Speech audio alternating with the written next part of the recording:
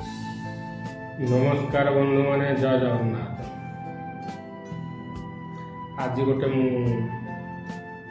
नुआ कहानी नहीं आपण पाखु आसुची। कहानी शुणिले आपण माने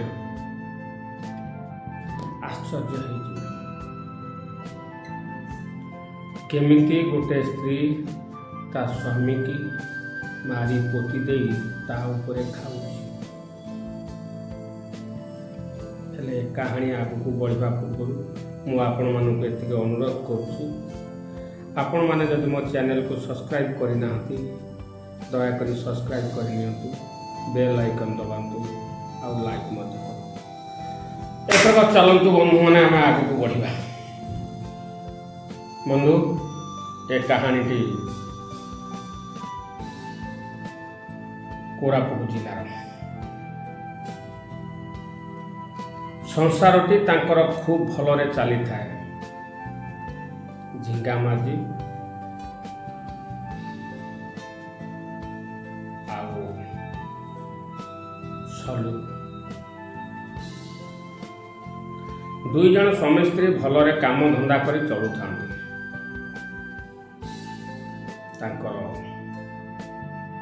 गोटे छुआ मध्य आउ झिंगा माझी मूल पाइटी करी काम चलाए। ता सहित ता स्त्री सुलूर मध्य किछि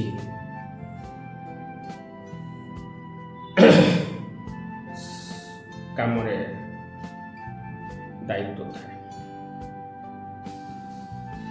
दी जन भागीदार रे काम करती, दी पैसा आणती, सुखरे तांको संसार चालू थाए। आ तारी भितरे झिंगा माझीर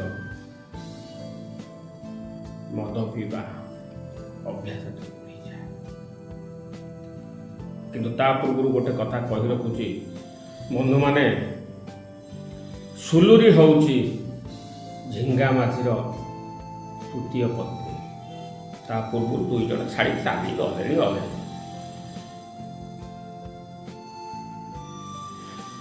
मझी द्वितीय पत्नी जो छुआटी 4 वर्ष अच्छी ताकू सुलूरी जेतिकी भल पाए आउ तागिद करे।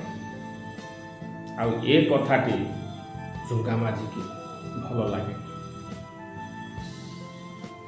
दुई जन भितर कली तकड़ा हुए, पाटितुंड हुए, झगड़ा हुए। ता भितरे जड़े तृतीय पुरुष आसी पहुंचती। से जनक होउचंती रवि माझी। से समाधान करती, कथा सब बुझाती, सब करती, दुई जन को संसार को आगे नियंती। किंतु ता भितरे धीरे धीरे सुलूरी सहित तांकर भाव हुए। आउ जेतेबेले तांको कथाबार्ता आलोचना हुए सेतेबेले रवि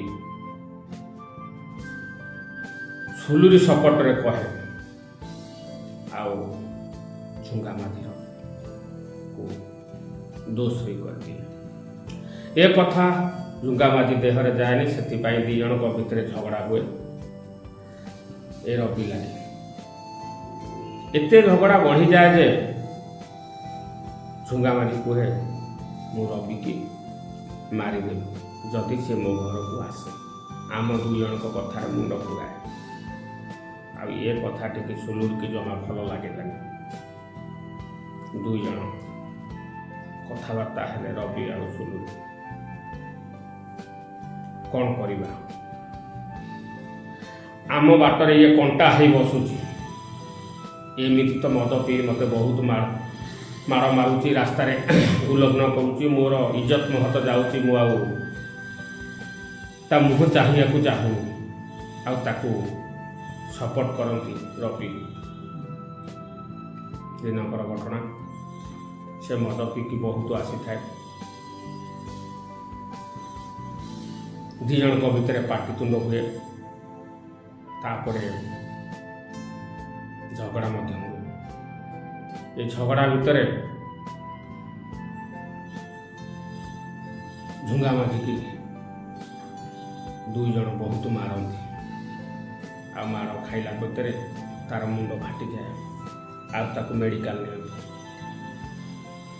ମେଡ଼ିକାଲ ଗଲା ପରେ ମେଡ଼ିକାଲ ଡକ୍ଟରମାନେ ତାକୁ ପୋଲିସକି ଡକାନ୍ତି।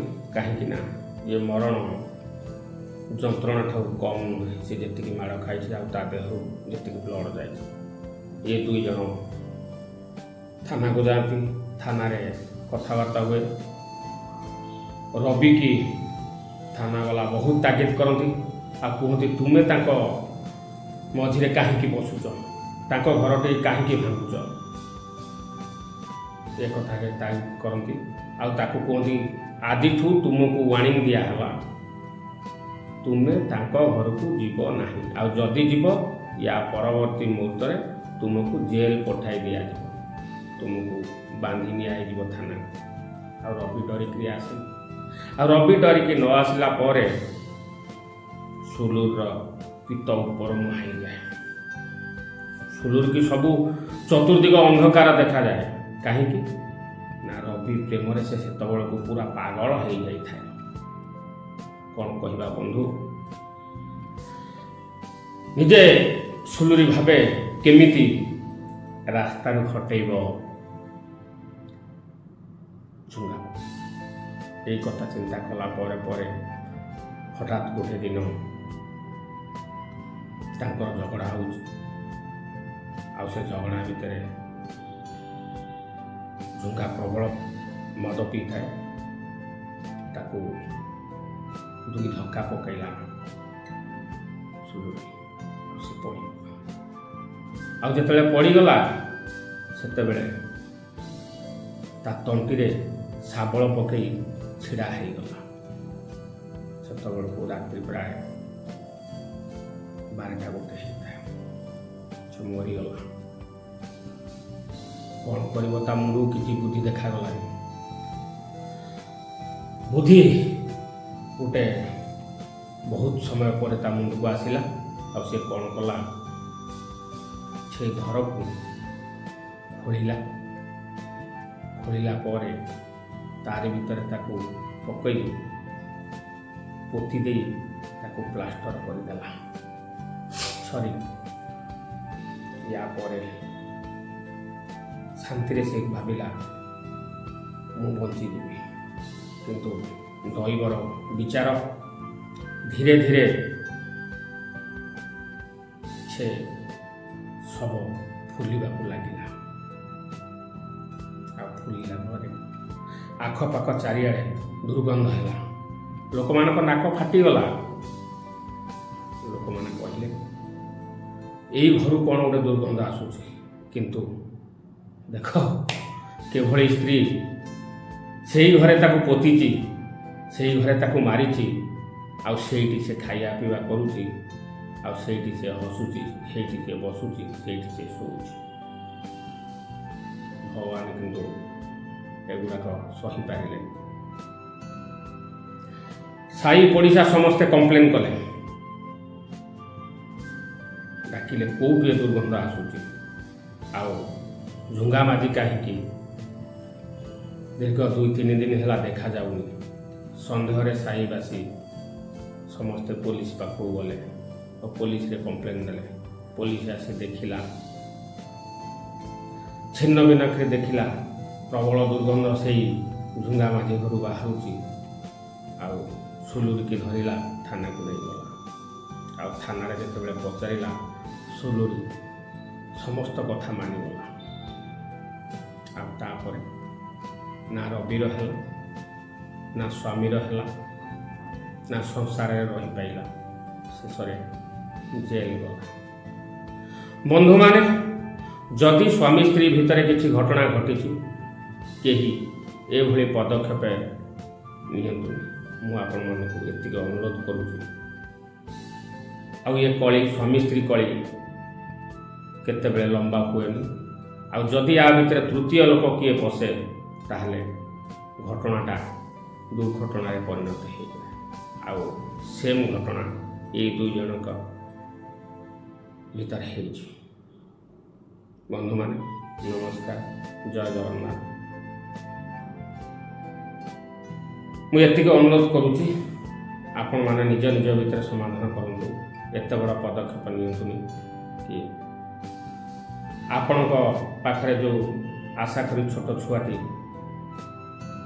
ବଞ୍ଚିଥିଲା ତା'ର ଭବିଷ୍ୟତ କେମିତି ଖରାପ ନ ହେବ। ଆଉ ଏତିକି ଅନୁରୋଧ, ଯଦି ଆପଣମାନେ ମୋ ଚ୍ୟାନେଲକୁ ସବସ୍କ୍ରାଇବ୍ କରିନିଅନ୍ତି ତାହେଲେ ସବସ୍କ୍ରାଇବ୍ କରିନିଅନ୍ତୁ, ବେଲ୍ ଆଇକନ୍ ଦବାନ୍ତୁ। ଆଉ ଯଦି ଭଲ ଲାଗିଲା ତାହେଲେ କମେଣ୍ଟ ମାଧ୍ୟମରେ ମୋତେ ଜଣାନ୍ତୁ, ମୁଁ ଟିକେ ଖୁସି ହେବି। ଆଉ ମୋତେ ଏନକରେଜ୍ କରନ୍ତୁ, ଯେହେତୁ ମୁଁ ନୂଆ ଭିଡ଼ିଓ କରୁଛି, ଆଗକୁ ଭଲ ଭଲ ଭିଡ଼ିଓ କରିବି।